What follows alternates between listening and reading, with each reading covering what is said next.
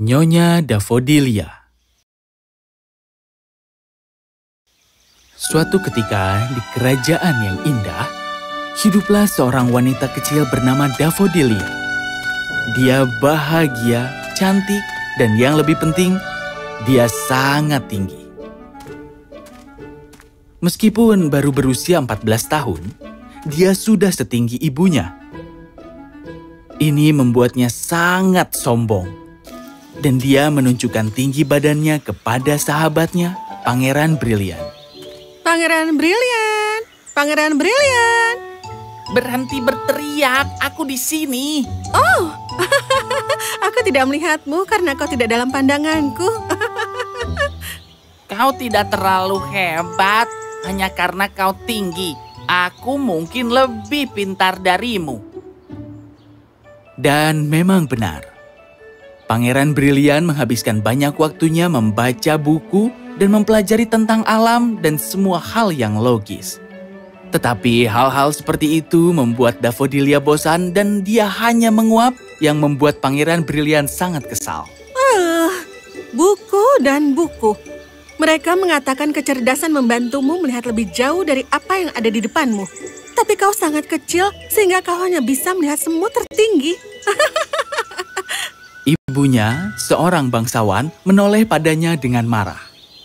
Daffodilia, tidak ada cara untuk berbicara dengan pangeran atau siapapun. Jadi bagaimana jika kau tinggi? Jerapah lebih pintar darimu? Brian, kau tidak berani seorang wanita seperti itu. Pangeran Brilian mulai cemberut. Dia dan Daffodilia selalu saling menggoda. Tetapi hari ini, Daffodilia lebih unggul. Baik, kau tahu apa? Aku akan pergi dan tidak akan kembali sampai aku menemukan cara untuk menjadikanku lebih tinggi darimu. Daffodilia mulai tertawa.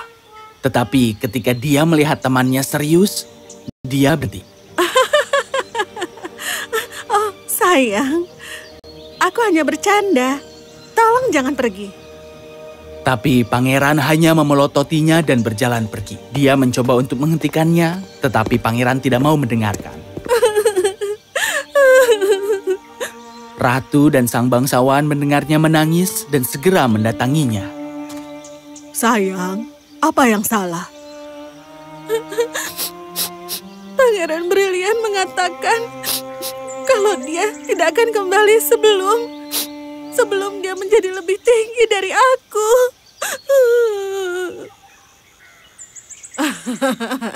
Jangan khawatir, dia pasti akan kembali. Dia hanya mengatakan itu untuk menggodamu. Tetapi Nona Daffodilia tahu bahwa Pangeran Brilian sangat serius dengan apa yang dia katakan, dan tidak ada yang bisa mengubah pikirannya. Dan ketika malam tiba, dan pangeran muda tidak kembali, para pengawal dikirim untuk menemukannya. Mereka mencari selama berminggu-minggu dan berbulan-bulan, tetapi dia tidak dapat ditemukan. Kerajaan ditinggal tanpa pewaris dan Nona Daffodilia tanpa sahabat karibnya. Akulah penyebabnya. Seharusnya aku tidak sering-sering menggodanya. Apa yang aku lakukan tanpa dia? Jadi dia tinggal di kamarnya dan mencoba membaca dan belajar sebanyak mungkin sehingga dia bisa menjadi seperti Pangeran Brilian. Tapi tidak peduli seberapa keras dia berusaha, dia selalu mengacaukan segalanya dan selalu menjadi sangat bingung. Suatu hari, merasa sangat putus asa, dia sedih dan pergi ke taman. Bunga ini sepertinya sekarat. Aku baru saja akan mulai dengan yang itu. Sihir kecil dari tanganku dan itu akan baik-baik saja. Ajaib sekali. Tunjukkan padaku sekarang. Oh, kau harus menunggu untuk melihatnya. Nona Daffodilia segera ingin tahu tentang cara dia bekerja dan mulai membantu dalam prosesnya. Sambut yang mulia. Kau mungkin memiliki sihir di tanganmu juga, kau tahu? Dia tidak mengerti apa maksud si tukang kebun. Tetapi seiring waktu, dia segera belajar bagaimana menanam bunga dan tanaman yang indah. Semuanya terlihat sangat indah. Sekarang, apakah kau percaya pada sihir? Dia segera mengambil semua kesedihannya dan mengubahnya menjadi cinta dalam bunga. Sementara itu, Pangeran Brilian berjalan jauh. Dia sekarang sangat lelah, haus, dan lapar. Dan telah mencapai hutan yang aneh di mana tidak ada seorang pun. Apa ini? Jaring laba-laba? Banyak sekali. Dan memang seharusnya begitu. Bagaimanapun juga hutan ini milikku. Siapakah aku? Aku adalah Tuan Kaki Panjang. Sekarang, bagaimana seorang pangeran kecil yang kotor sepertimu sampai ke tempat seperti ini? Pangeran kecil Brilian memberitahu Tuan Kaki Panjang segalanya tentang dirinya. Dan aku tidak akan kembali sampai aku mendapatkan cara lebih tinggi dari putri konyol itu. Aku mengerti. Ini sepertinya menarik. Dan karena aku tahu cara untuk membantumu, tapi itu akan memakan waktu. Mungkin bertahun-tahun. Aku tidak keberatan. Aku akan menunggu selama yang dibutuhkan untuk menjadi lebih tinggi dari Nona Davodilia. Baiklah. Lihat semak itu di sana dengan sarang laba-laba yang sedikit pelangi. Yang harus kau lakukan adalah melompat ke semak itu. Itu saja? Yap, langsung ke sana dan tunggu aku datang menjemputmu. Pangeran Brilian sangat bingung. Tapi dia sangat terburu-buru untuk menjadi tinggi sehingga dia langsung melompat ke sarang laba-laba itu. Itu sangat aneh. Mana aku? Pangeran Brilian telah mencapai tempat yang sangat istimewa dan ajaib. Itu adalah tempat di mana mimpi bermain dan tinggal bersama. Ini tempat yang indah sekali. Halo, selamat datang di alam mimpi. Siapa namamu? Aku? Namaku adalah... Aku tidak tahu. Pangeran Brilian lupa namanya sendiri. Kau tahu, tempat itu dimaksudkan hanya untuk mimpi dan bermain. Dan pangeran kecil hanya tahu untuk belajar. Dia tidak pernah bermain permainan sama sekali dan menganggapnya itu konyol.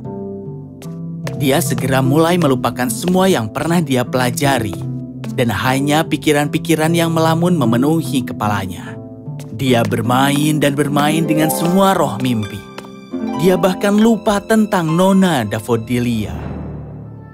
Suatu hari, Tuan Kaki Panjang datang mencari pangeran.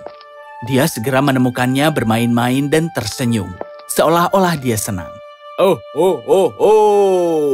Itu pangeran kecil yang aku cari sejak lama. Sepertinya kau tidak kecil lagi ya.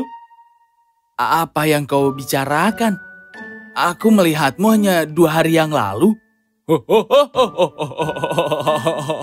Apakah itu benar-benar yang kau pikirkan, anakku tersayang? Kau sudah berada di sini selama 5 tahun. Sudah waktunya kau pulang. 5 tahun? Aku pikir sudah saatnya kau meninggalkan mimpi ini. Dan dalam hitungan detik, pangeran mendapati dirinya jatuh dan jatuh.